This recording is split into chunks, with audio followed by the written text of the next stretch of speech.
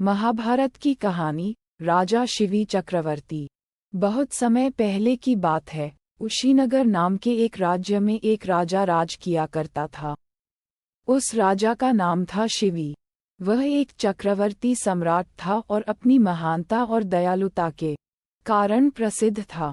उसकी दया के बारे में ऐसा कहा जाता था कि उसके दरबार से कोई भी खाली हाथ नहीं लौटता था। वह हर किसी की मदद के लिए हमेशा तैयार रहता, भले ही उसके लिए किसी भी तरह का बलिदान क्यों न देना पड़े। यही कारण था कि उसकी दयालुता के चर्चे पृथ्वीलोक से आगे बढ़कर स्वर्ग तक भी पहुंच गए। जब इस बात का पता देवों के राजा इंद्र को चला, तो उन्होंने मन बनाया कि वह राजा शिवी की परीक्षा स्वयं लेंगे और सुनिश्चित करेंगे कि क्या वाकई में राजा शिवी इतने ही दयालु हैं या यह उनका महज एक ढोंग है।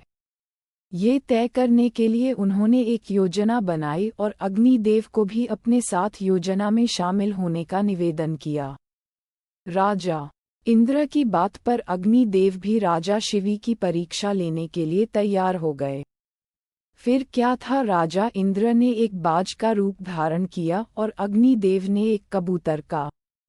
दोनों राजा शिवी के दरबार की ओर चल दिए।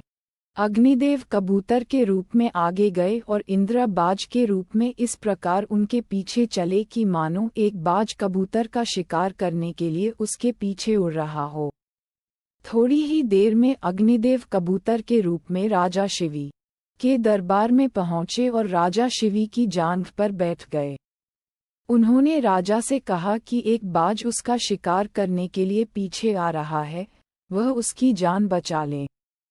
कबूतर की यह बात सुनकर राजा ने कहा, बिल्कुल भी चिंता न करो, मेरे होते हुए वह बाज तुम्हारा कुछ भी बिगाड़ नहीं पाएगा। मैं तुम्हारी रक्षा करने का वचन देता हूँ। राजा के वचन देते ही बाज के रूप में इंद्रदेव भी शिवी के दरबार में पहुंच गए। उन्होंने राजा शिवी से कहा कि वह कबूतर मेरा शिकार है, उसे मारकर वह अपनी और अपने बच्चों की भूख मिटाएगा। बाज की बात पर राजा ने कहा, मैंने इस कबूतर को वचन दिया है कि मैं इसके प्राणों की रक्षा करूंगा, इसलिए मैं इसे तुम्हें नहीं दे सकता। राजा की यह बात सुनकर बाज बोला, अगर आप इसे मुझे नहीं देंगे तो मैं और मेरे बच्चे भोजन के अभाव में भूखे रह जाएंगे, इसलिए इसे तो आपको देना ही होगा। बाज की यह बात सुन राजा शिवी थोड़ी देर सोच में पड़ गए और कुछ विचार करने लगे।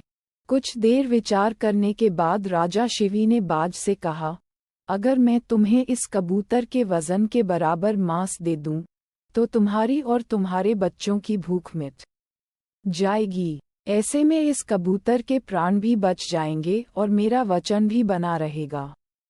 राजा की इस बात पर बाज के रूप में आए इंद्रदेव राजी हो गए, लेकिन उन्होंने राजा के सामने एक शर्त रख दी। बाज ने कहा, महाराज मैं तैयार हूँ, लेकिन आपको कबूतर के वजन का मांस अपने शरीर से देना होगा।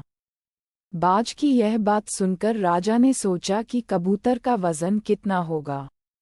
अगर मैं अपने शरीर से ही इसके वजन के बराबर मांस दे देता हूँ तो इस कबूतर की जान बच जाएगी। ये सोचकर राजा ने अपने एक दरबारी को एक तराजू लाने का आदेश दिया। दरबार में तराजू लाया गया। राजा ने तराजू के एक पलड़े पर कबूतर को रखा और एक चाकू से अपनी जांघ से एक टुकड़ा काटकर तराजू के दूसरे पलड़े पर रख दिया, लेकिन तराजू तनिक भी नहीं हिला। ये देखकर राजा ने एक और टुकड़ा काटकर तराजू पर रखा। उसके बाद भी मांस का टुकड़ा कबूतर के वजन से काफी कम था। उन्होंने धीरे धीरे कर अपने आधे शरीर के मांस को निकालकर तराजू पर रख दिया। उसके बाद भी मांस का वजन कबूतर के वजन से कम ही रहा। ये देखकर राजा शिवी बहुत निराश हुए।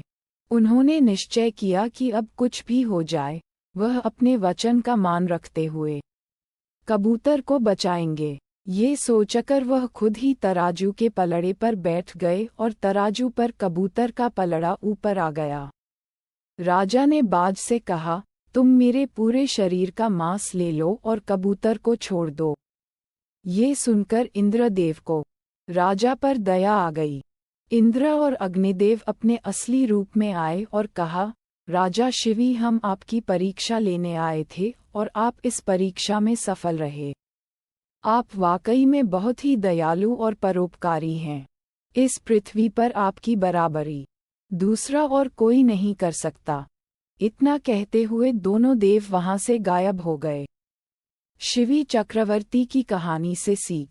शिवी चक्रवर्ती की कहानी से सीख मिलती है कि इंसान को किसी भी हाल में दया और परोपकार का साथ नहीं छोड़ना चाहिए, क्योंकि जिसमें दया और परोपकार वास करता है, भगवान भी सदैव उसकी मदद के लिए तैयार रहते हैं।